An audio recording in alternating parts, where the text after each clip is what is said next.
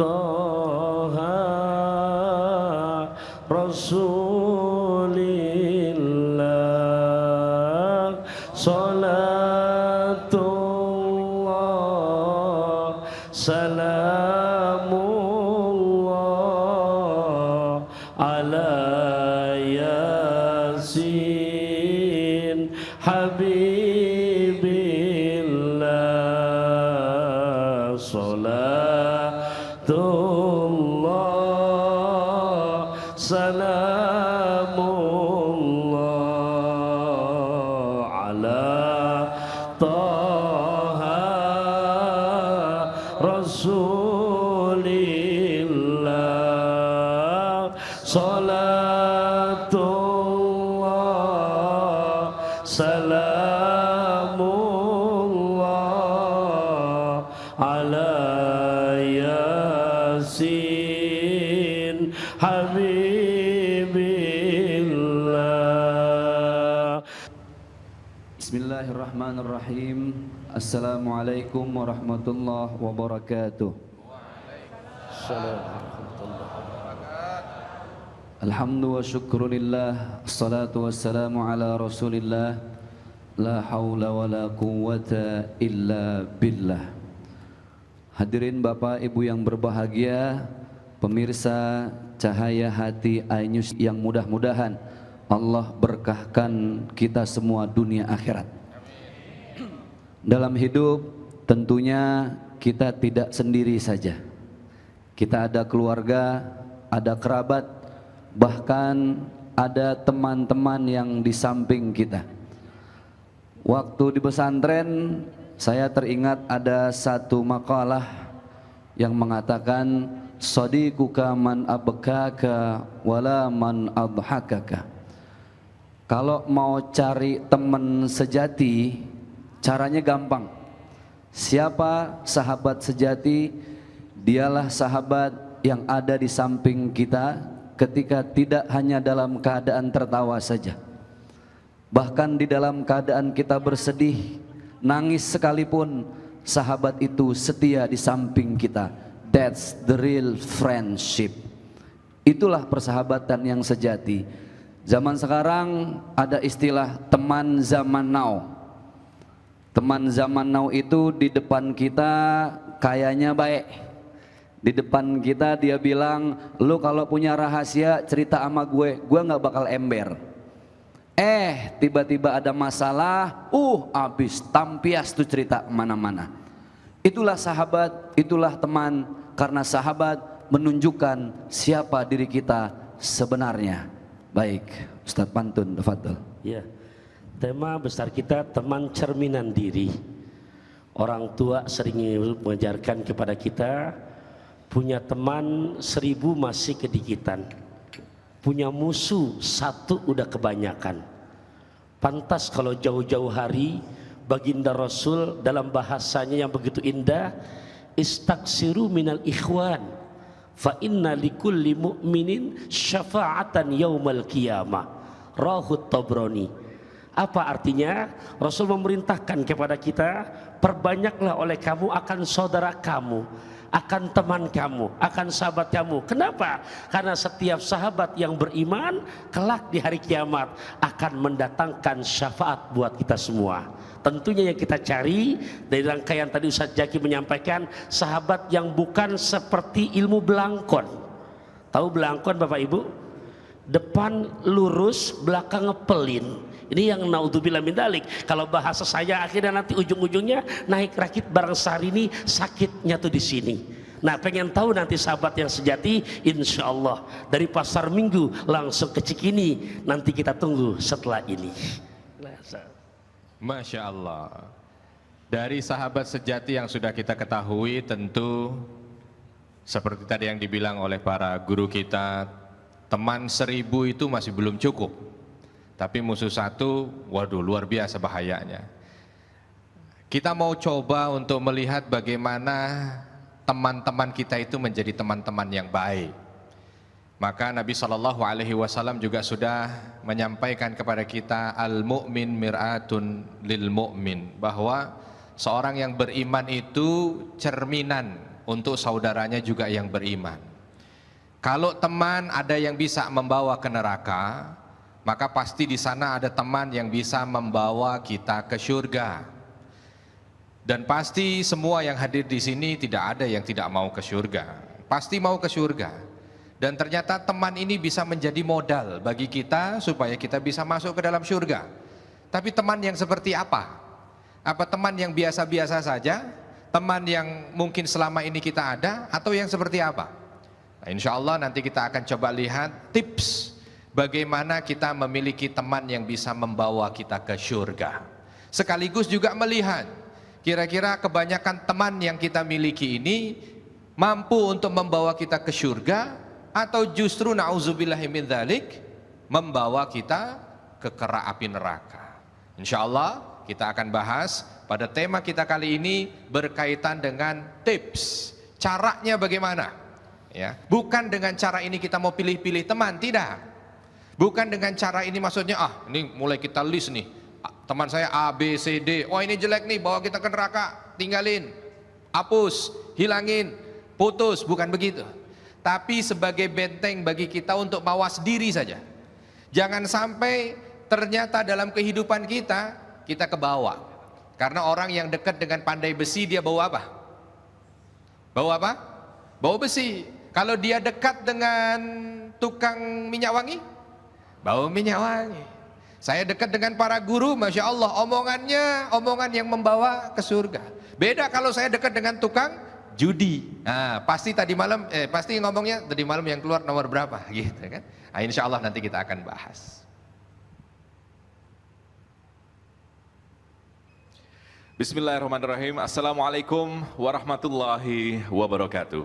Alhamdulillahirabbil alamin. Assalatu wassalamu ala asyrafil anbiya wal mursalin wa ala alihi wa ashabi ajmain. Rabbi shrah li sadri wa yassir li amri wahlul 'uqdatam min lisani yafqahu qawli. Pemirsa iNews yang dirahmati Allah SWT, apa kabar? Senang sekali saya Iqbal Faiz kembali hadir menyapa Anda dalam program kesayangan kita Cahaya Hati Indonesia yang pada edisi hari ini disiarkan dari Masjid Al-Furqon, Harapan Indah, Bekasi, Jawa Barat. Dan alhamdulillahirrahmanirrahim, kita bersyukur karena pada edisi kali ini kita kedatangan 3 orang guru. Yang pertama Ustadz Zaki Mirza, kemudian Ustadz Taufikur Rahman atau Ustadz Pantun, dan juga Ustadz Arifin Nugroho. Insya Allah mereka akan membagi ilmunya kepada kita dalam Cahaya Hati Indonesia. Saya ingatkan terus untuk Anda yang ingin mengetahui informasi terupdate dari Cahaya Hati Indonesia, Anda bisa bergabung di medsos kami, media sosial kami di Twitter @CHI_iNews atau di Instagram Cahayati_iNews. Dan pemirsa yang dirahmati Allah SWT, tadi kita sudah dengar sedikit cuplikan dari apa yang disampaikan oleh 3 guru kita, bahwa sebagai seorang muslim tentu tidaklah cukup kita berhubungan dengan Allah semata, hablum minallah, tapi Allah dan Rasulnya sudah menjelaskan kepada kita bahwa sebagai seorang makhluk sosial kita juga harus hablum minanas atau menjalin hubungan baik dengan manusia, baik kepada sahabat, teman, tetangga, orang tua, saudara, dewasa, sampai anak-anak. Kita juga harus menjalin dengan baik. Itulah esensi dari sebuah hablum minanas. Namun ada satu benang merah yang sangat penting, yaitu bagaimana di masa sekarang kita memilih teman yang baik. Kalau Rasulullah sudah mengibaratkan dalam ratusan tahun silam bahwa jika kita berteman dengan penjual minyak wangi, kita akan terciprat bau wanginya. Demikian pula ketika kita berteman dengan seorang pandai besi, kita juga akan terciprat baunya, asapnya, debunya. Demikianlah perumpamaan berteman dengan orang yang baik dan orang yang buruk. Itulah tema besar yang akan kita hadirkan pada Cahaya Hati Indonesia kali ini, yaitu teman bagaikan cerminan diri. Baik, pemirsa yang dicintai Allah SWT, kita saksikan tausiah yang pertama oleh Ustadz kita, abang kita Zaki Mirza, dengan subtema menjalin ukhuwah antara sesama. Alhamdulillahirabbil alamin. Mudah-mudahan hari ini Allah menurunkan begitu banyak keberkahan untuk kita semua. Di dalam kita hidup, kita punya 3 klasifikasi ukhuwah. Yang pertama adalah ukhuwah Islamiyah, menjalin tali persaudaraan sesama orang Islam, sesama Muslim. Yang beda mazhab harus saling mengerti. Ada yang mazhabnya Syafi'i, ada yang Maliki, ada yang Hambali, ada yang Hanafi. Prinsipnya adalah dalam ukhuwah Islamiyah, satu dalam akidah, toleransi dalam ibadah. Kalimatnya satu, takbirnya sama, Allahu Akbar. Walaupun mungkin tata cara sholatnya ada yang saling berbeda. Yang kedua yaitu ukhuwah wataniyah, menjaga hubungan baik silaturahim terhadap sesama warga negara Indonesia. Kan Indonesia ini beda kultur ibu ya, beda bahasa, ada Sunda, ada Jawa, ada Medan, ada Sulawesi dan lain sebagainya. Kita boleh beda suku, kita boleh beda daerah, tapi kita ini satu nusa, satu bangsa, satu bahasa, Indonesia. Yang lebih luas lagi dalam skala internasional adalah ukhuwah basyariyah. Kita menjaga hubungan baik terhadap sesama manusia. Dari manapun berada, ketika kita sudah membawa nama dunia, maka isu-isu seperti global warming dan lain sebagainya ini menjadi tanggung jawab kita semua. Nah, di tema kali ini saya akan coba membahas bagaimana sebaiknya kita menjaga hubungan baik kita dengan siapapun dan dimanapun kita berada. Kan karakter orang lain itu ada macam-macam ya. Teman itu enggak semuanya baik. Ada yang di depan kita baik, tapi di belakang nusuk dari belakang. Ada yang apa adanya, ceplas-ceplos, tapi sebenarnya hatinya nggak ada dendam. Ya, orang itu karakternya beda-beda. Ibu pilih mana? Punya suami ganteng, tinggi, marah-marah terus, apa punya suami jelek, senyum terus? Ayo pilih mana? Maunya enak doang nih ibu. Saya mau yang ganteng senyum terus, itu mah saya ibu kalau begitu. Pede amat nih Ustadz. Pilih mana bu? Suami ganteng marah-marah terus, apa suami jelek senyum terus? Mendingan yang mana? Mendingan yang jelek, cakep. Nggak apa-apa Ustadz, daripada ganteng marah-marah makan hati, tekanan batin, mending jelek tapi baik senyum terus. Alhamdulillah. Udah jelek gila lagi tuh orang bu. Kan karakter orang itu beda-beda, nggak bisa kita samaratain. Pertama, ada yang namanya manusia wajib. Siapa Ustadz manusia wajib? Dia manusia yang harus ada dan setia di samping kita. Orangnya bermanfaat. Dia mencontoh kepribadian baginda Rasulullah SAW dalam hadis yang diriwayatkan oleh Imam Bukhari dan Muslim. Wa qala an-nabiy sallallahu alaihi wasallam khairun nas anfa'uhum linnas, sebaik-baiknya manusia yang bermanfaat hidupnya. Enggak punya uang, tenaganya bermanfaat. Enggak punya tenaga, senyumnya saja bermanfaat. Dia enggak mau nyusahin orang karena dia sadar dia belum bisa ngebahagiain orang. Intinya kalau belum bisa nyenengin orang, minimal jangan nyusahin orang. Ini kita udah nggak bisa nyenengin orang, nyusahin orang mulu. Betul nggak bu? Ini manusia wajib, orangnya baik, jujur, komitmen, kalau janji on time. Kalau punya utang dia bayar, nggak cuma berdoa ya Allah lunasin utang saya, bayar kagak, nggak lunas bu. Ini manusia wajib, wajib ada, nggak ada kita cariin.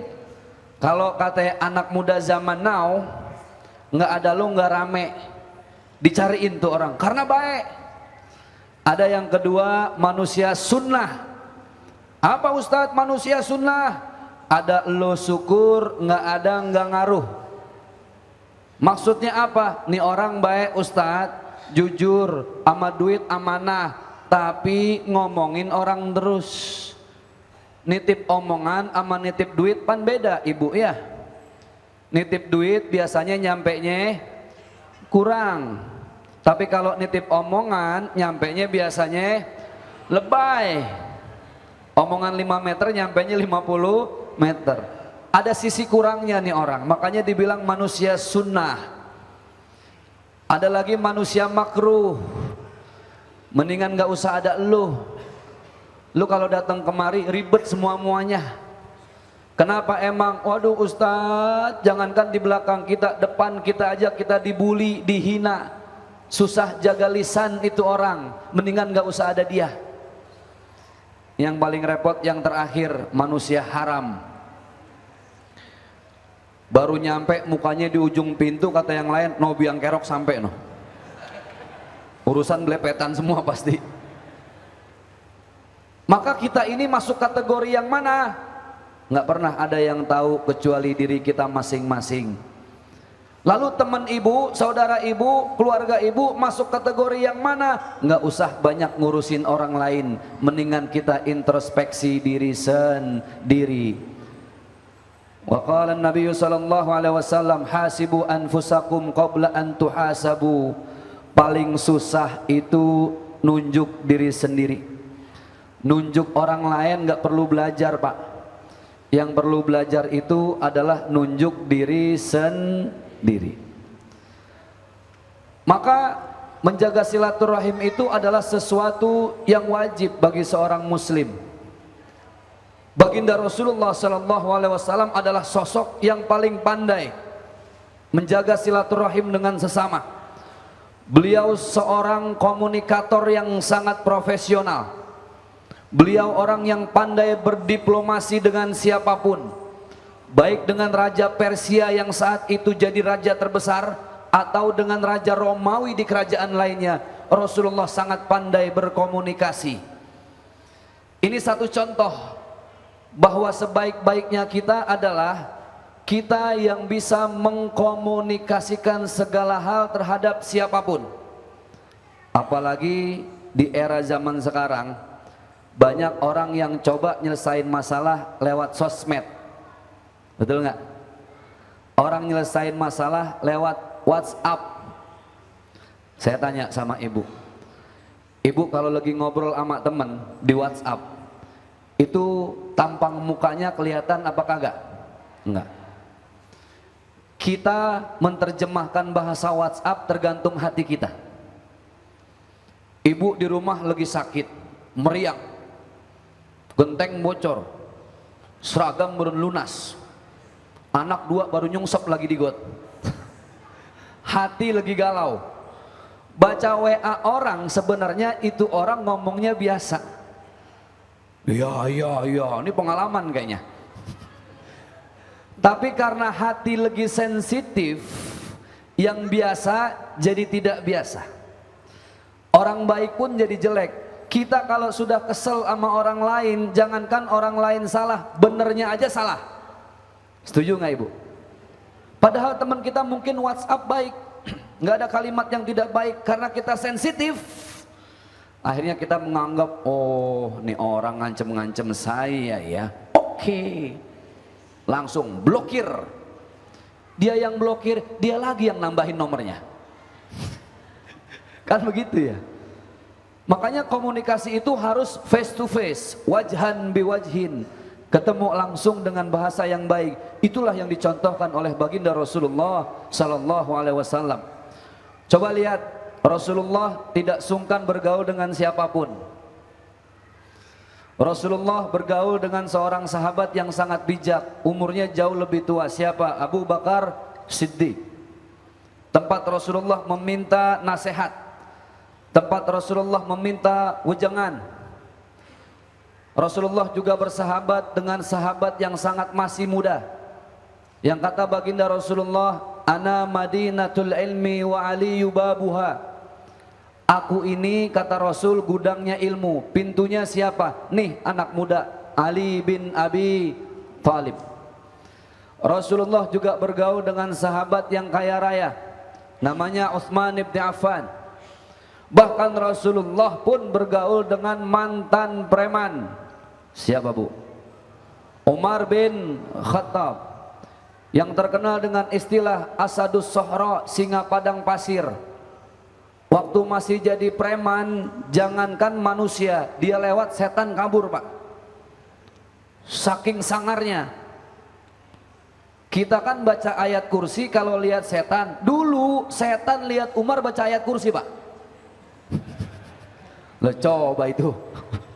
Saking takutnya Rasulullah juga bergaul dengan siapapun. Rasul bergaul dengan sahabat yang kulitnya berwarna hitam legam. Siapa? Bilal bin Rabah. Rasul bergaul nggak pandang bulu. Kalau Rasul bergaul pandang bulu kan kasihan yang nggak punya bulu. Rasul bergaul nggak pandang kulit, mau yang hitam, mau yang putih. Kenapa? Tidak ada yang beda di mata Allah kecuali nilai ketakwaan. Inna akramakum indallahi atqakum. Nah, maka untuk menjalin silaturahim ini ibu ada seninya. Pertama, bagaimana seni kita mengolah pikiran supaya jangan sering-sering berpikir buruk sama orang lain. Kalau sudah sering berpikir buruk sama orang lain, hatinya pasti akan lahir iri dan dengki. Karena bagaimanapun pikiran adalah jendela menuju hati. Sekali lagi, pikiran itu adalah jendela menuju hati. Kalau di sininya sudah serba jelek, pada akhirnya apa yang sudah Allah titip dalam hidup kita tidak akan pernah terasa cukup. Betul nggak? Silaturahim jadi tidak baik karena ibu ngerasa selalu ingin lebih dari orang lain. Seakan-akan ukuran orang lain lebih pas untuk kita ketimbang buat dia. Padahal yang namanya apapun bentuknya sudah diukur sama Allah. Semuanya. Sampai urusan ukuran kaki aja bu sudah diatur sama Allah. Itu urusan kaki. Makanya nomornya dibeda-bedain sama Allah. Ibu 38, saya 43. Nomor sepatu. Ibu jangan paksain pakai sepatu saya bu, koplak. Saya maksain pakai sepatu ibu, jebol. Jadi semuanya sudah diukur sama Allah Subhanahu wa ta'ala. Jangan maksain pakai ukuran orang, nikmatin saja ukuran masing-masing. Sehingga kita tidak akan pernah sungkan untuk bergaul dengan siapapun. Pikiran jelek, hati jelek, yakin ibu nggak akan pernah punya temen bu. Karena siapapun temen ibu, ibu akan merasa aku harus lebih dari dia. Gue nggak boleh di bawah dia. Akhirnya apa? Sama tetangga bawaannya stres mulu. Tetangga beli motor pusing. Minum obat pusing 9 butir, wah nggak hilang-hilang tuh pusing. Sengaja lagi tetangganya demen godain. Kemarin beli motor, besoknya dibeliin kulkas. Sengaja gede, pintunya 16. Masuk rumah sakit, gara-gara apa? Gara-gara kulkas orang. Akhirnya silaturahim gak baik, betul gak bu? Orang yang rajin silaturahim harus pandai-pandai bersyukur. Harus senantiasa merasa cukup.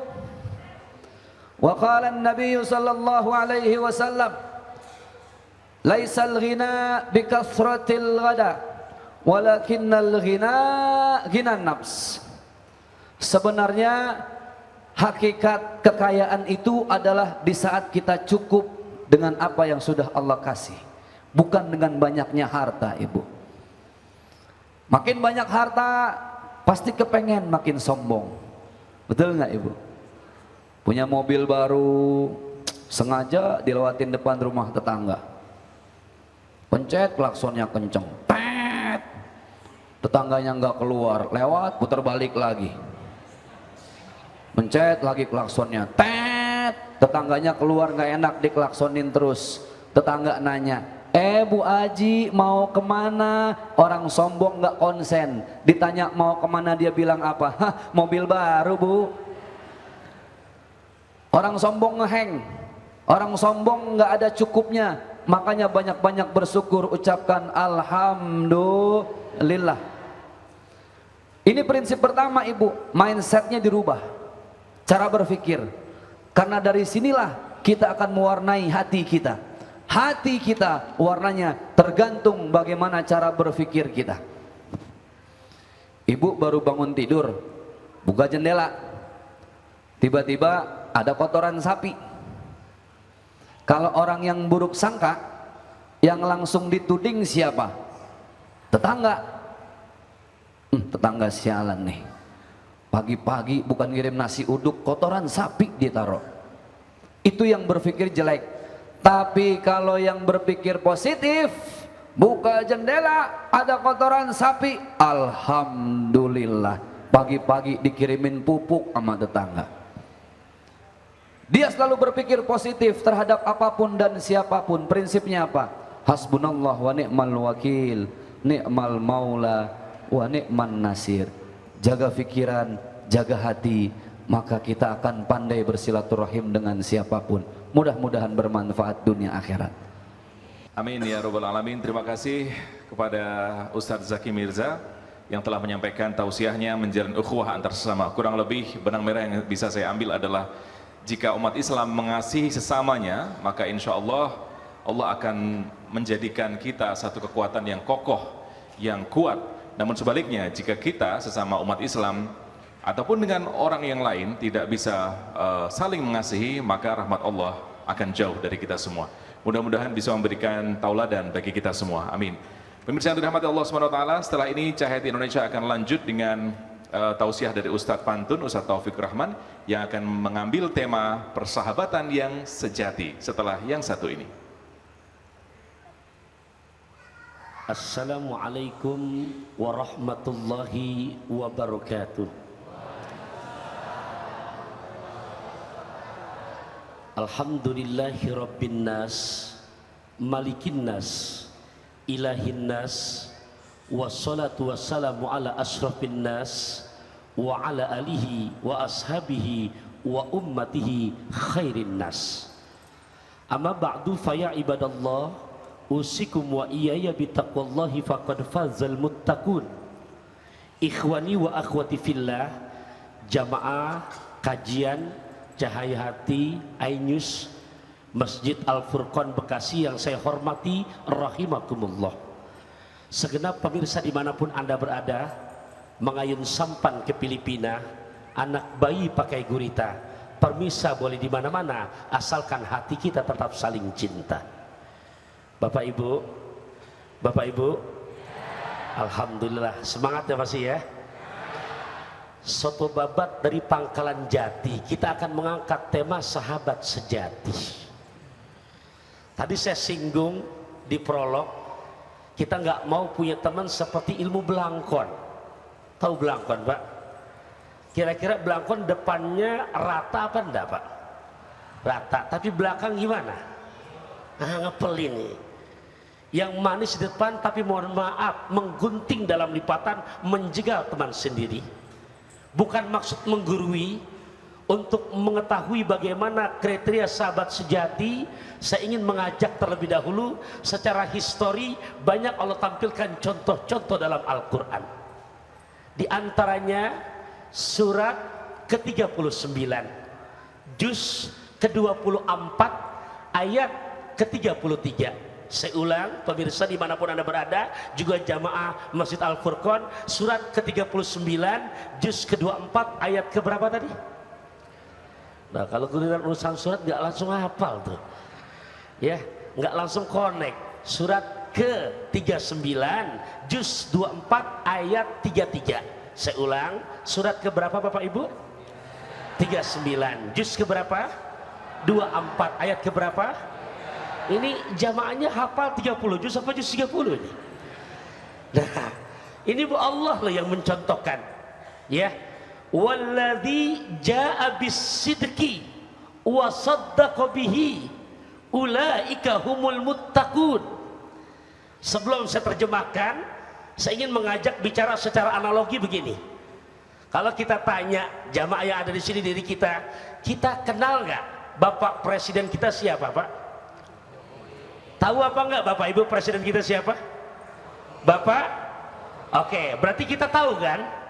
Sekarang saya balik pertanyaan, kira-kira Pak Jokowi tahu nggak sama kita? Nah ini masalahnya, ya. Banyak kadang-kadang kita mengaku sebagai hamba Allah, aku Abdullah, aku hamba Allah, tapi sudahkah kehambaan kita diakui oleh Allah? Nah ini PR buat kita. Contoh sahabat sejati dalam Quran ini yang dimana legalitasnya langsung Allah yang menyebutkan, walladzi jaa bis-sidqi wa saddaqa bihi ulaika humul muttaqun. Inilah gelar, makanya Rasulullah punya sahabat namanya Abu Bakar, dan kata-kata siddiq bukan hanya dari Rasulullah tapi Allah langsung. Subhanallah. Kita lihat bagaimana prakteknya. Beberapa hari yang lalu saya sempat ziarah ke Jabal Sur. Semoga jamaah Al-Furqan juga pemirsa yang sedang menyaksikan, terutama yang belum, Allah izinkan dia bisa langsung ke sana. Ya, berarti sudah ke Jabal Sur, berarti udah ke Mekah. Berarti insya Allah, adapun haji maupun umrah, insya Allah sampai bisa ke sana. Dan di situ kita melihat, Allahu Akbar, orang yang sehat mendaki Jabal Sur, naik Pak, memakan waktu 2 jam, turun 2 jam, PP 4 jam. Itu sekarang yang sudah ada jalanannya di sekitar Jabal Sur. Kita bayangkan dari bawah, di zaman Rasulullah kira-kira udah ada listrik apa belum Bapak Ibu? Di zaman Rasulullah kira-kira udah bekal patromak apa belum Bapak Ibu? Belum.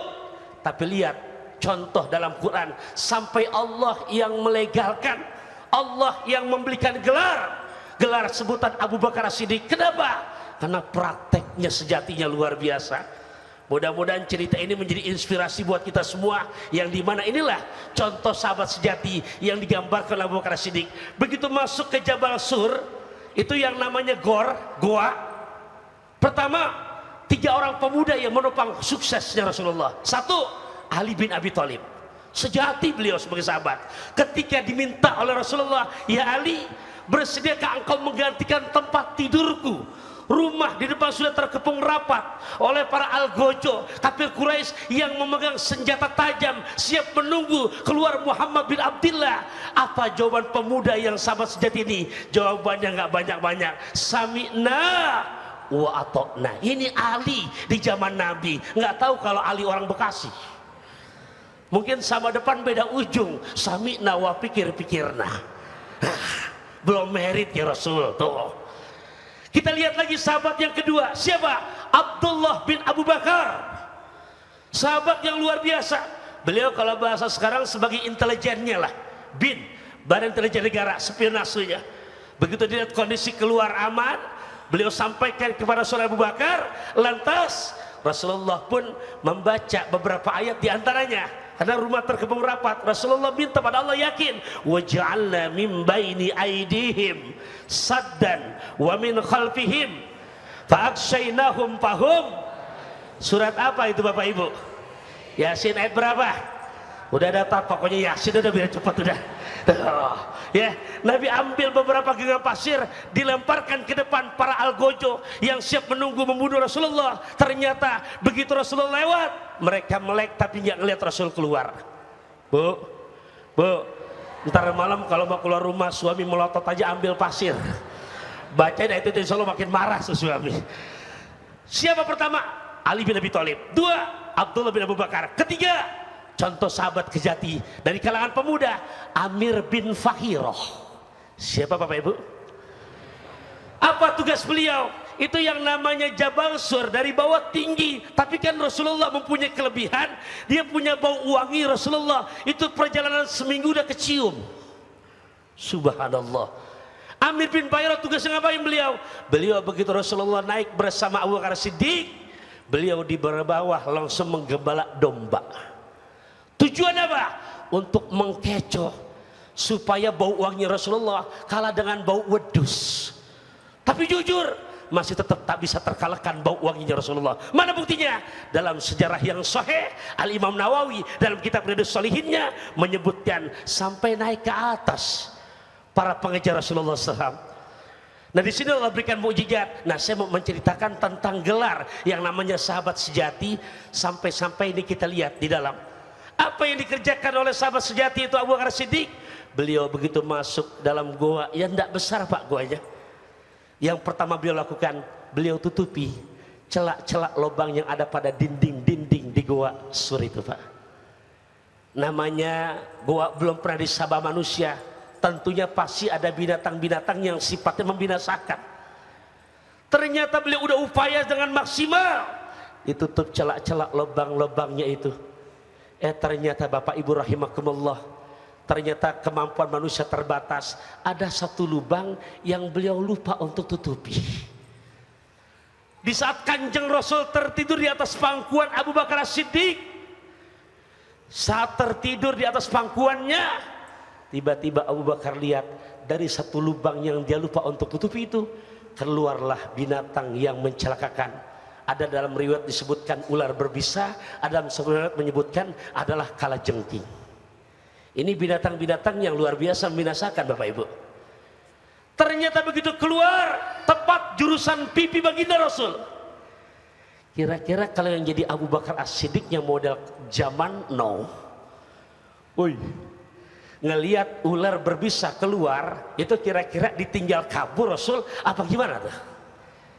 Nih lihat, makanya Allah yang melegalkan dalam surat Az-Zumar ayat ke-33. Abu Bakar As-Siddiq enggak kabur.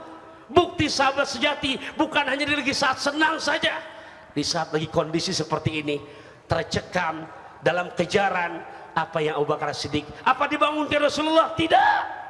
Dengan telapak tangannya ditutup lubang itu. Bisa dipahami Bapak Ibu? Bisa gak kira-kira kita merasakan sehebat-hebatnya telapak tangan manusia, lantas keluar kalajengking, keluar ular berbisa, kira-kira rasanya gimana itu? Hah? Ini dialami oleh Abu Bakar As-Siddiq. Tidak dibangunkan Rasulullah, ditahan rasa sakit itu, dirasakan dengan begitu sangat amat. Tapi ternyata memang tidak kuat menahan rasa sakit, tidak bisa diajak kompromi. Tangan merasa sakit, menahan rasa sakit gigitan ular berbisa, tak bisa diajak kompromi. Air mata pun berderai. Air mata pun berderai. Ketika air mata Abu Bakar As-Siddiq berderai, percis terkena pipinya Rasulullah SAW. Makanya dalam rawi Diba disebutkan Rasulullah tuh qalbuhu la yakfulu wa la yanam walakin lil khidmati ala dawam. Rasul tidur, hati tetap berzikir. Makanya kalau kita bandingkan kita dengan Rasul, memang beda-bedanya tipis. Rasul sedikit tidur, kita sedikit-sedikit tidur. Yang kenceng kayaknya pengalaman.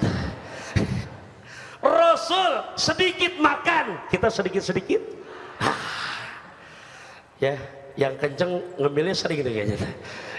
Bapak Ibu sekalian rahimakumullah, ternyata begitu dirasakan tangannya kecatek ular, tak bisa diajak kompromi, air mata pun berderai. Terkena pipinya baginda Nabi kita Muhammad SAW. Rasul pun terjaga dari tidurnya. Lantas Rasul berkata, ya Abu Bakar Siddiq, apa yang kamu rasakan? Tangan udah kecatek ular, udah tangan tercatek ular, masih bisa ucapan apa? Ya Rasul, teruskan istirahatmu. Allahu Akbar. Ini cerminan sahabat sejati, Pak.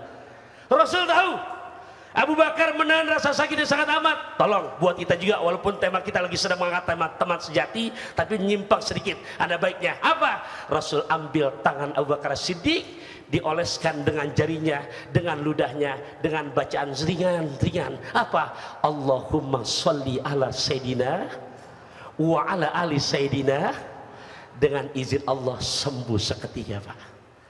Makanya mohon maaf, ini makanya saya jangan menyimpang sedikit, perbanyak dalam kehidupan kita untuk berzikir, membaca salawat kepada Nabi kita Muhammad sallallahu alaihi wasallam. Insya Allah siapapun orangnya, dimanapun adanya, jalan-jalan ke kampung keramat, lewat mobil banyak yang lewat. Kalau hidup mau selamat, jangan pernah bosan buat baca salawat. Jelas Bapak Ibu ya? Saya teruskan lagi, hadirin hadirat rahimakumullah, disinilah contoh cerminan sahabat sejati.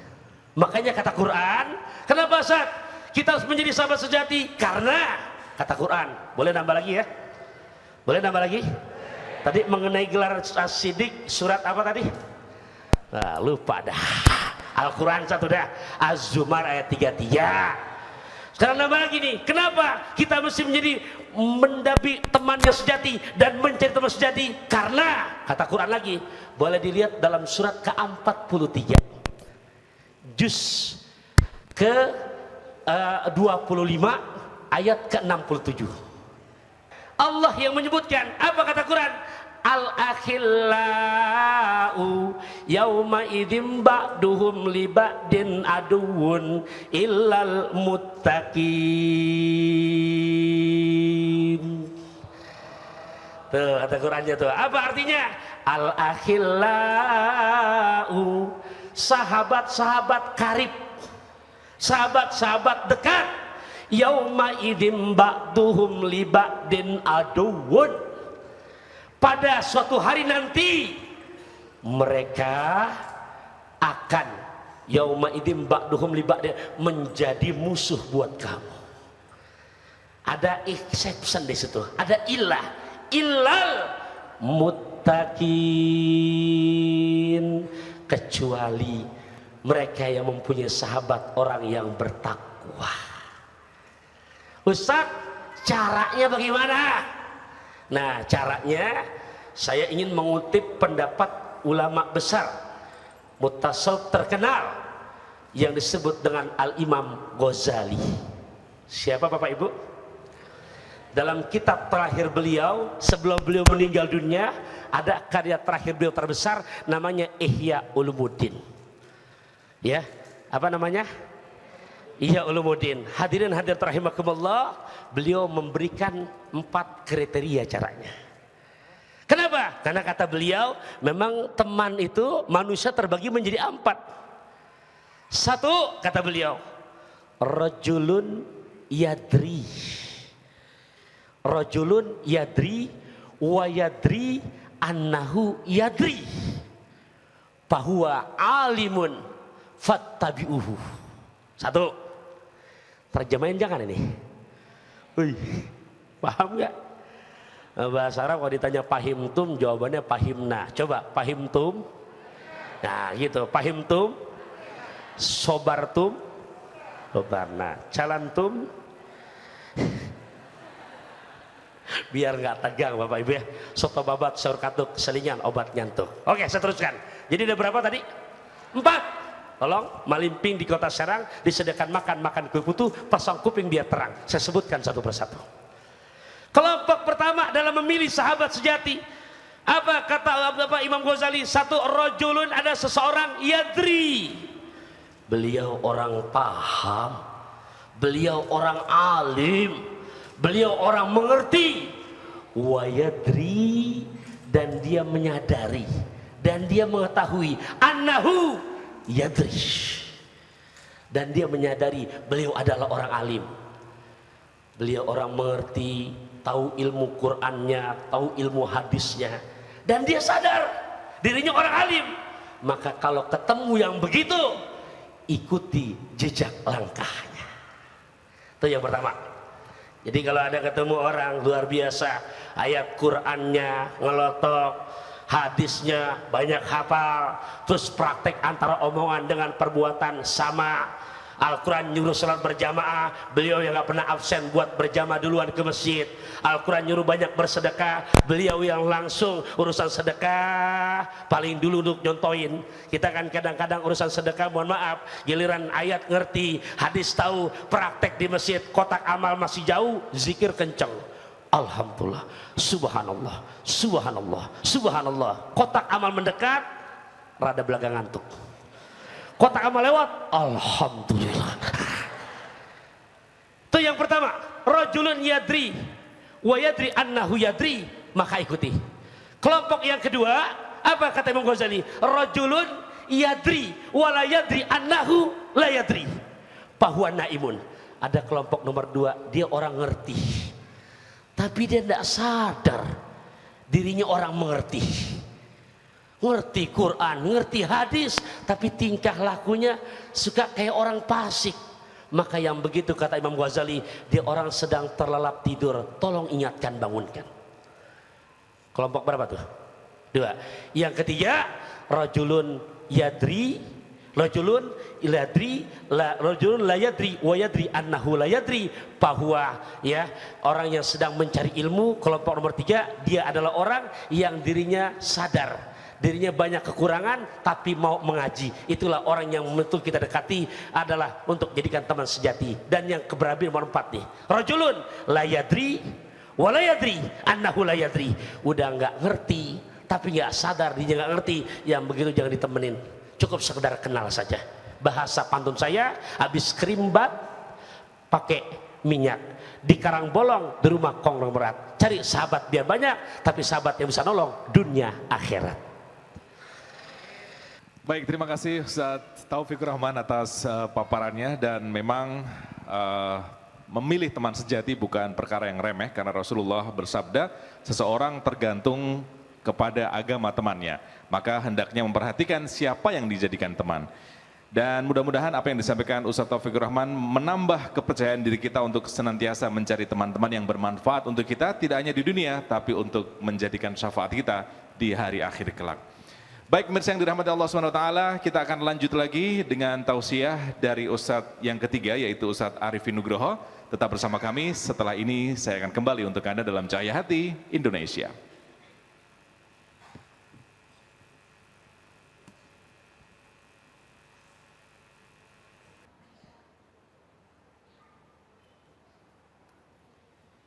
Assalamualaikum warahmatullahi wabarakatuh.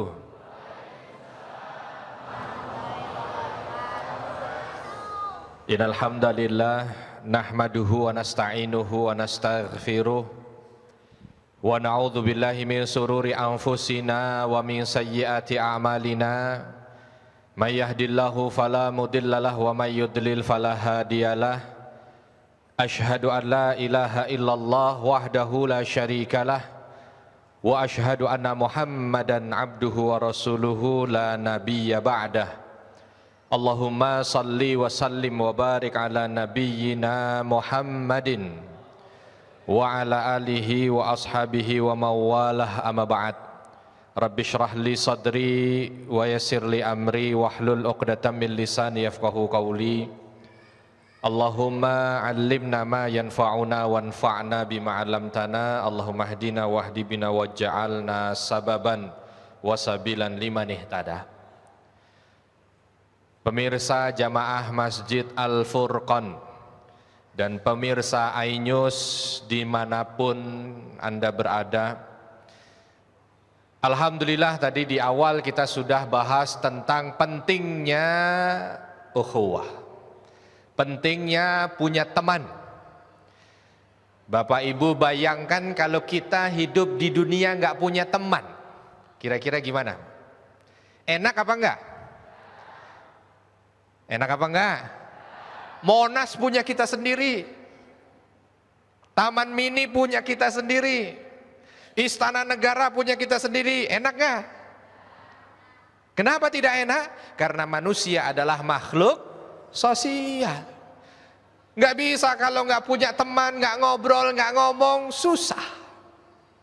Ya, maka alhamdulillah Allah jadikan kita manusia yang begitu mudah dengan fitrah kita sebagai manusia untuk berinteraksi. Apalagi kita hidup di akhir zaman. Yang namanya manusia akhir zaman pasti lebih banyak dari manusia awal zaman. Dulu Nabi Adam diciptakan sendiri, lalu setelahnya diciptakan Hawa, masih berdua. Coba diturunkan ke muka bumi berdua. Bapak Ibu suami istri, kalau suruh punya dunia ini hanya berdua mau? Susah. Lalu punya keturunan, terus zaman dulu masih dikit, sekarang alhamdulillah. Saking banyaknya manusia, cuman mau punya tanah aja susah. Benar nggak? Tuh. Dulu kakek kita, masya Allah tuh, kakek nenek kita kerja nggak terlalu susah, ya. Tapi tanahnya lebar.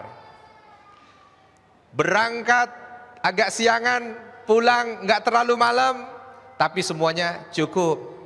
Ada orang sekarang yang berangkat sebelum subuh, pulang sudah menjelang subuh, cuman mau punya tanah 5 hektar aja susah.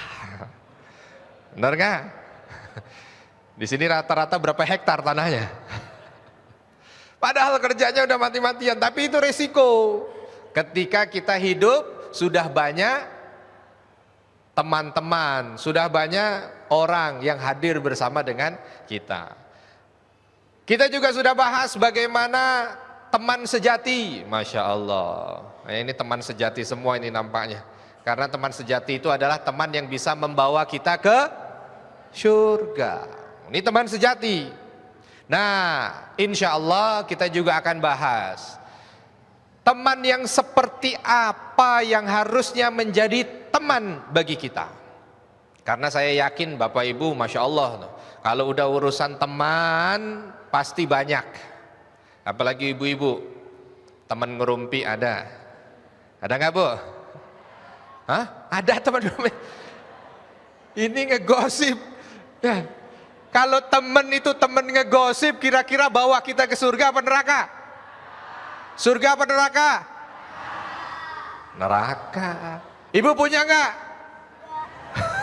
Udah mulai agak beda jawabannya. Tadi punya nggak teman gosip? Punya. Gitu. Tahu bawa ke neraka? Aduh bingung. Pernah dengar nggak korupsi jamaah? Pernah dengar nggak korupsi jamaah? Berarti kan dia punya teman-teman yang korupsi. Teman yang seperti ini teman bawa ke surga apa neraka? Neraka. Nah, ini yang harus dihindari. Yang harus dicari teman yang membawa ke surga, yang harus dihindari teman yang menjebloskan kita ke neraka. Kira-kira kalau teman Bapak Ibu sekarang lebih banyak yang membawa ke surga atau neraka? Surga atau neraka? Masya Allah, alhamdulillah. Salah satu buktinya ini hadir kita di sini. Kita hadir di sini ini salah satunya mungkin faktor teman. Kita nggak tahu kalau di sini ada pengajian, teman kita yang ngasih tahu. Bang, nggak ikut bang? Apaan? Besok pagi ada pengajian. Di mana? Di Masjid Al Furqon. Oh, Masya Allah. Alhamdulillah dikasih tahu. Kalau enggak, saya mungkin main catur, gitu. Saya mungkin mancing, gitu. Tapi ini karena dikasih tahu, mancingnya ntar pengajian dulu, gitu kan. Berarti ini fungsi daripada teman. Karena tadi almar'u ala dini khalilih, Nabi mengatakan begitu. Manusia itu tergantung pada agama temannya. Falyandur ila man yukhaliluh. Maka dia hendaknya lihat dengan siapa dia berteman. Jadi kalau kita mau ngelihat kualitas iman kita seberapa, coba kita lihat teman kita siapa. Kalau teman kita orang soleh, teman kita setiap saat baca Quran, teman kita pengajian, teman kita kiai, teman kita ustaz, maka insya Allah itulah cerminan diri kita. Tapi kalau kita punya teman yang sono tukang ngerumpi, yang di sini tukang judi, yang di sono tiap hari pergi ke dukun, yang di sini hobinya korupsi, maka seperti itu teman kita, nauzubillah min dzalik, itulah gambaran kita. Jadi Nabi sudah memberikan satu arahan, lihat siapa teman kita, itulah cerminan diri kita. Maka dari itu inilah titik pentingnya bagaimana kita memilih teman. Bukan kita tidak mau berteman dengan orang yang dalam tanda kutip buruk, bukan. Tapi kita perlu waspada agar kita tidak termasuk dari bagian orang yang buruk. Tadi sudah disinggung di awal, dekat-dekat dengan tukang minyak wangi, dia bau wangi. Dekat-dekat dengan tukang pandai besi, dia pasti akan bau besi. Ini nampak secara logika seperti itu, tapi kalau kita lihat dalam praktek kehidupan, ya begitulah dia. Dekat dengan orang pinter main catur, kira-kira dia gimana? Pinter main catur. Dekat dengan orang pinter ngaji, kira-kira pinter ngaji.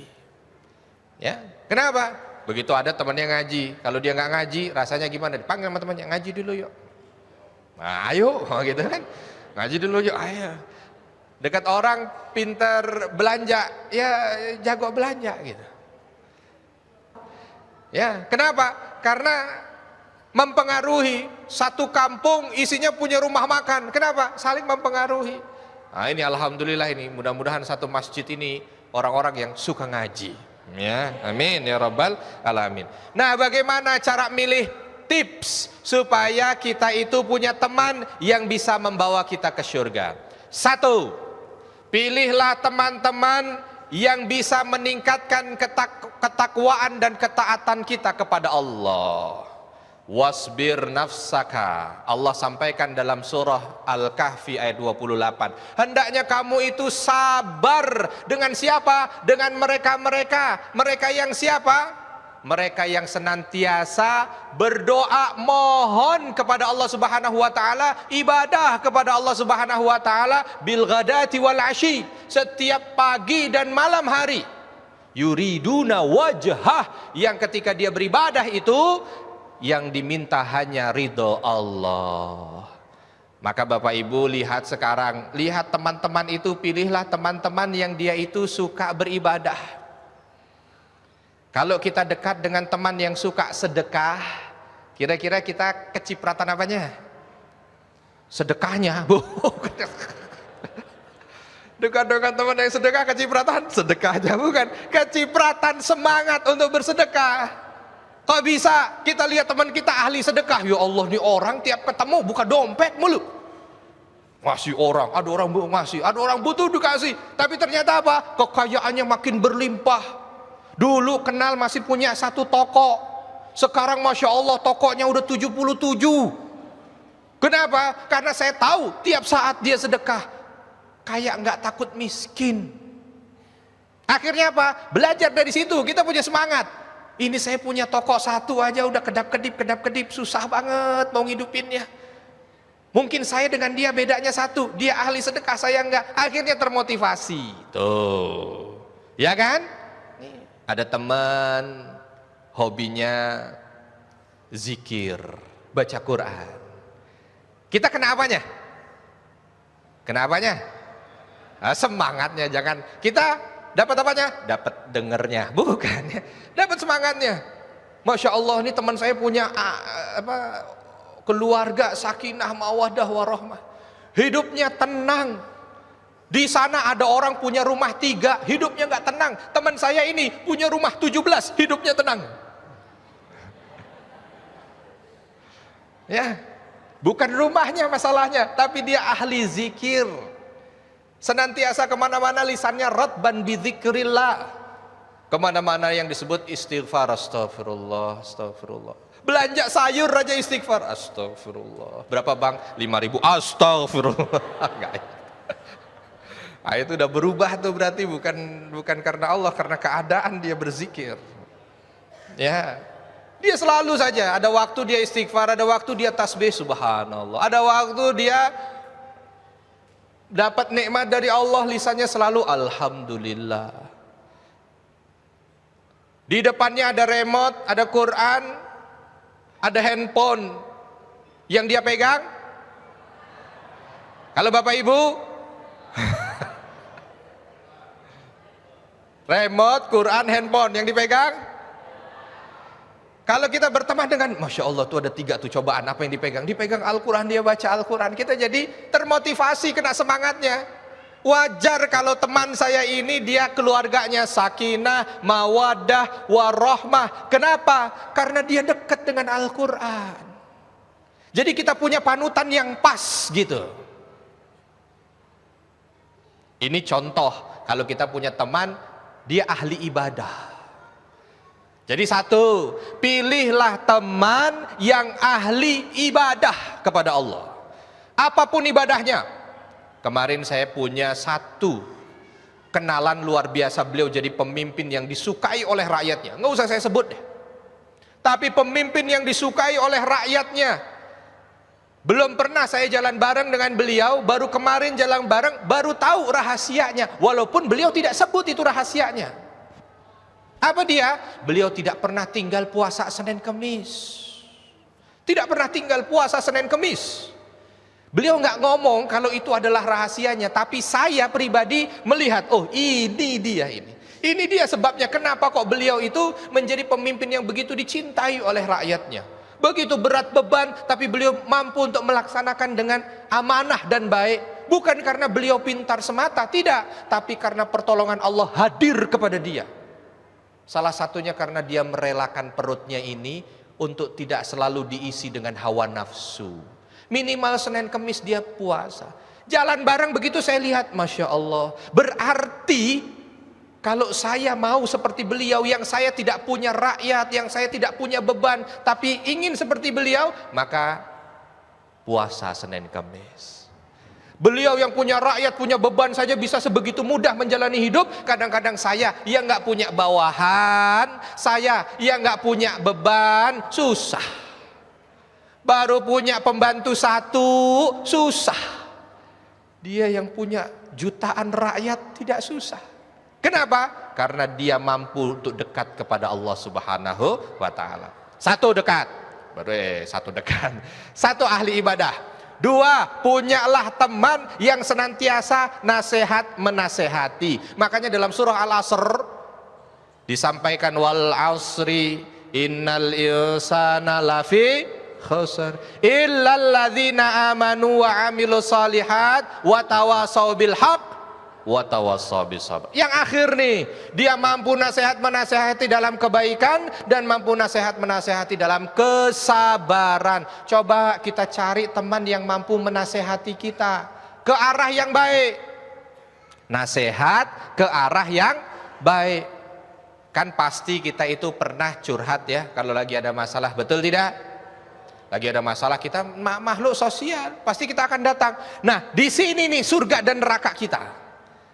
Ketika kita lagi punya warung gak laku-laku, datang kita ke teman kita.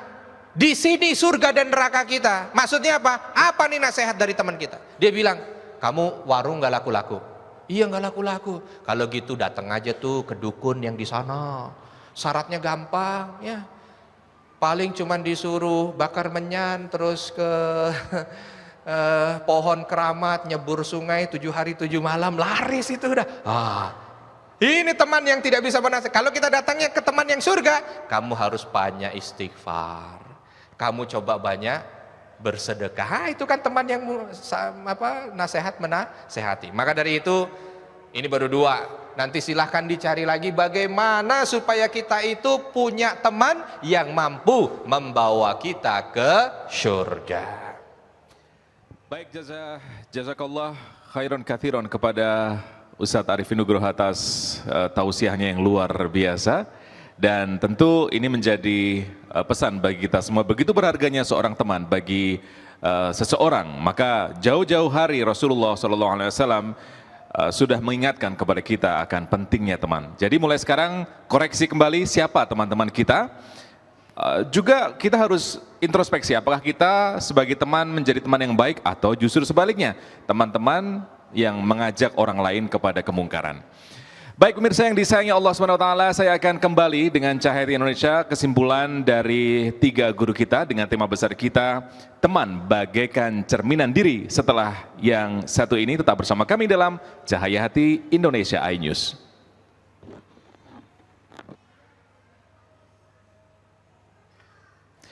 Baik pemirsa yang dirahmati Allah SWT, kembali lagi dalam Cahaya Hati Indonesia dan kita berada di segmen terakhir, yaitu segmen kesimpulan dari guru-guru kita yang akan menyimpulkan tema besar yaitu teman bagaikan cerminan diri. Silakan. Bismillahirrahmanirrahim. Ada satu pepatah Arab yang mengatakan khairul ashabi mayyadulluka alal khairi. Sebaik-baiknya teman, sebaik-baiknya kawan dan sahabat adalah dia yang menunjukkan kita pada jalan kebaikan. Itu baru sahabat. Jadi kalau ada sahabat yang justru ngejerumusin kita ke neraka, bikin dosa, berbuat maksiat, kayaknya harus dipertanyakan persahabatannya. Karena gini, rumus bersahabat itu kan ada 3 kategori. Ada istilah tahu, kenal, akrab. Tahu belum tentu kenal. Orang kenal belum pasti akrab. Tapi kalau orang akrab itu udah pasti kenal, pasti tahu. Sahabat adalah seseorang yang sebenarnya sangat layak untuk kita tentukan dan kita tempatkan pada level mana dia layak berada. Misalnya gini, kenapa Rasulullah SAW menganggap dan membahasakan seperti Sayyidina Abu Bakar, kemudian Umar, Utsman dan Ali sebagai sahabat, bukan murid? Padahal bisa jadi atau bisa saja Rasulullah membahasakan diri beliau sebagai guru dan murid. Tapi Rasulullah membahasakannya sebagai sahabat. Kenapa Rasulullah membahasakan sebagai sahabat? Karena Rasulullah ingin tidak ada jarak. Rasulullah ingin bersahabat karena Allah. Senang, susah, semua karena Allah. Itu baru sahabat. Kalau ada sahabat justru yang ngejerumusin kita kepada dosa, nggak perlu jadi sahabat, nggak perlu akrab, cukup tahu dan kenal saja. Nggak perlu dijauhin, nggak perlu dibenci, cukup tahu dan kenal saja, tapi jangan pernah jadi sahabat. Karena bagaimanapun tadi, sebaik-baiknya sahabat adalah yang mengenalkan kita kepada Allah, bukan justru menjauhkan kita kepada Allah. Kebaikan-kebaikan yang dicontohkan oleh sahabat pada akhirnya kalau dia yang berbuat baik justru kita juga yang dapat pahalanya. Sekali lagi, kalau kita punya sahabat yang sering berbuat baik, yakinlah pahalanya bukan hanya untuk sahabat, tapi pahalanya juga untuk kita. Terima kasih. Bahasa pantun saya, naik sepeda cahaya redup, makai sal bawa mengkena. Mari perbanyak ibadah selagi hidup, karena menyesal di akhir tiada berguna. Berbicara yang namanya sahabat merupakan cerminan diri, bukan kata saya. Sampai Quran memberikan ajaran lagi, berikan pemberitahuan lagi. Surat Ad-Dukhan ayat 41 dan 42. Ingat, pada suatu hari nanti, yaitu setelah episode dunia selesai, la yugni maulan, tidak berfaidah, tidak mendapatkan manfaat dari sahabat kamu, teman kamu, yang dimana mereka tidak ada mendapatkan memberikan pertolongan buat kamu.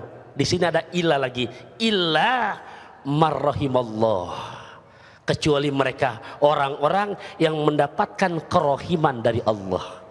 Nah dari sini ya yang bisa kita jadikan pelajaran, karena redaksi ketika Allah menjelaskan surga ada 3 redaksi. 1, masuk surga, At-Tahrim ayat 8. 2, dimasukkan ke surga, Ali Imran 185. 3, penghuni surga, Al-Ahqaf ayat 13-14. Nah yang saya mau jelaskan di sini ada kata-kata dimasukkan. Kata-kata dimasukkan ini alam arti kata kita tidak bisa dimana masuk sendiri, dan perlunya mempunyai sahabat yang seiman, sahabat sejati, karena dia akan bisa memberikan pertolongan buat diri kita. Bahasa pantun terakhir ya, punya kerabat di Pangkalan Jati, namanya Bang Saad yang jual bakso urat. Bahasanya, yuk kita cari sahabat-sahabat yang sejati yang di akhirat kita bisa memberikan syafaat. Terima kasih. Amin ya rabbal alamin. Dan Rasul sallallahu alaihi wasallam sudah memberikan batasan juga kepada kita dalam sebuah hadis sahih yang diriwayatkan Bukhari dan Muslim, al arwah junudun mujannadah, bahwa namanya ruh-ruh ini dia akan bersatu padu sesuai dengan model dan kesamaannya ya. Kalau dia ta'arafa i'talafa, kalau seandainya dia itu saling mengenal, saling sama, maka dia akan bersama. Tapi kalau tanakara, kalau seandainya di antara mereka itu tidak sama, ya, maka dia akan ikhtalafa, berpisah. Oleh karena itu, mari, tadi guru-guru kita sudah memberikan satu panduan kepada kita berkaitan dengan masalah sahabat. Kita jadikan ruh kita ini bersama dengan ruh-ruhnya orang saleh. Ruh kita bersama orang yang mentauhidkan Allah. Ruh kita bersama orang yang berakhlakul karimah. Ruh kita bersama orang yang mencintai Allah dan Rasulnya. Kalau ruh kita sama, maka nanti insya Allah tempatnya juga sama, di surga. Maka jangan heran ketika Nabi SAW ketika berbicara tentang akhirat, nanti seseorang itu akan bersama dengan orang yang diidolakannya. Anta ma'aman ahbabta, kamu nanti bersama dengan orang yang kamu idolakan. Saat ini tinggal kita lihat siapa idola kita. Kira-kira nanti kalau di akhirat itu idola, surga apa neraka? Itulah cerminan kita. Maka hati-hati memilih teman, karena ketika masuk surga itu perlu berhati-hati. Walaupun hati-hati kita tidak membuat kita itu dikucilkan atau eksklusif, tidak. Tetapi hati-hati kita hanya sekedar untuk melihat mana yang perlu kita tahu, mana yang perlu kita akrab, dan mana yang bisa dijadikan sahabat. Masya Allah, luar biasa sekali kesimpulan dari guru-guru kita, kesimpulan yang sangat indah, yang sangat cantik. Bagaimana seharusnya kita sebagai seorang muslim, sebagai seorang mukmin memilih sahabat. Sekali lagi ini adalah koreksi bagi kita semua dalam memilih sahabat, sekaligus juga apakah kita sejatinya menjadi orang-orang yang terbaik bagi orang lain. Dan kita akhiri Majelis Ilmu Cahaya Hati Indonesia pada edisi kali ini dengan doa kifaratul majlis. Subhanakallahumma wa bihamdika asyhadu an la ilaha illa anta astaghfiruka wa atubu ilaik. Jangan lupa untuk follow Twitter dan Instagram kami di Cahaya Hati Indonesia. Dan alangkah baiknya di akhir sesi kita tutup dengan doa yang akan dipimpin oleh Ustadz kita, Ustadz Taufikur Rahman. Saya Iqbal Faiz dan kru yang bertugas mengucapkan jazakumullah khairan katsiran. Wassalamualaikum warahmatullahi wabarakatuh. Astaghfirullahaladzim, astaghfirullahaladzim, astaghfirullahaladzim. Bismillahirrahmanirrahim. Alhamdulillahirabbil alamin. Allahumma salli ala sayyidina Muhammadin wa ala ali sayyidina Muhammad. Allahumma aslih dzata bainina. Ya Allah, mudahkan segala urusan kami. Wa alif baina qulubina. Ya Allah, persatukan selalu hati kami. Wahdina subulas salam, berikan petunjuk kepada kami jalan-jalan keselamatan ya Allah. Wa najjina minadh-dhulumati ilan nur, selamatkan kami dari gelapnya kebodohan kepada cahaya petunjuk-Mu ya Allah. Wa jannibnal fawahisha ma dhahara minha wa ma batan. Ya Allah, jauhkan kami dari segala kemungkaran, baik yang nampak maupun yang tak nampak ya Allah. Allahumma barik lana fi asma'ina, berikan keberkahan pada pendengaran kami ya Allah. Wa absorina, pada penglihatan kami ya Allah. Wa qulubina, pada hati kami ya Allah. Wa dzurriyyatina, juga anak cucu kami ya Allah. Wa tub alaina innaka antat tawwabur rahim, terima selalu permohonan taubat kami, karena sesungguhnya Engkau Maha menerima taubat lagi Maha penyayang. Allahumma aslih lana dinana alladhi huwa ismatu amrina, berikan kemaslahatan kepada kami di dalam menjalankan perintah agama kami ini, karena agama kami merupakan benteng keselamatan buat kami ya Allah. Wa aslih lana dunyana allati fiha ma'asyuna, berikan pula kemaslahatan kepada kami di dalam kami menjalankan kehidupan di dunia ini, yang dunia ini merupakan tempat kehidupan kami. Wa aslih lana akhiratana, berikan pula kemaslahatan kepada kami kelak untuk kehidupan akhirat kami. Allati fiha ma'aduna, yang akhirat itu memang merupakan tempat kembali kami. Allahumma ja'alil hayata ziyadatan lana fi kulli khair, jadikan selalu kehidupan kami ya Allah selalu bertambah nilai-nilai kebaikannya. Wa ja'alil mauta rahatan lana min kulli syarr, jadikan pula kelak kematian kami selamat dari malapetaka su'ul khatimah. Rabbighfir lana wali walidina, ampuni dosa-dosa kami juga dosa kedua orang tua kami. Warhamhum kama rabbau nasigoro, berikan selalu kasih sayang-Mu kepada mereka sebagaimana mereka selalu memberikan kasih sayang kepada kami selagi kami masih pada kecil. Rabbana atina fid dunya hasanah wa fil akhirati hasanah wa qina adzabannar wa adkhilnal jannata ma'al abrar ya azizu ya ghaffar ya rabbal alamin. Wa sallallahu ala sayyidina Muhammadin da'wahum biha subhanakallahumma wa tahiyyatuhum biha salam wa akhiru da'wana alhamdulillahi rabbil alamin. Salatullah salamullah ala toha rasulillah. Salatullah salamullah ala yasin habibillah. salatullah salamullah ala Taha Rasulillah salatullah salamullah ala Yasin